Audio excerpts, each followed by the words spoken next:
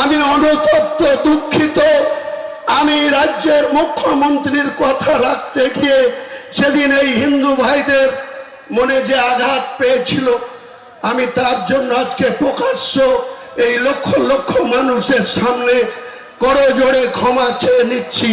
ভবিষ্যতে এরকম মিথ্যাবাদী মুখ্যমন্ত্রীর কথায় হুমায়ুন কবির আর কোনোদিন কোন সাম্প্রদায়িক কোন উস্কানিমূলক কথা বা কাউকে জিতানোর জন্য কাউকে আঘাত করার কথা হুমায়ুন কবির বলবে না, আপনারা ভরসা রাখতে পারেন। এই দলটার কোন নিয়ম শৃঙ্খলা কেউ মানে না, একটাই পোস্ট, বাকি সব ল্যাম্প পোস্ট।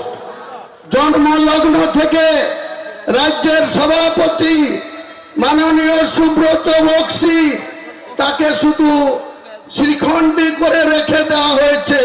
তার কোনো কথা মমতা বন্দ্যোপাধ্যায়ও শোনেন না, তার ভাইপো অভিষেকও শোনে না, তৃণমূলের তুলাবাজ মাতব্বররাও কেউ শোনে না।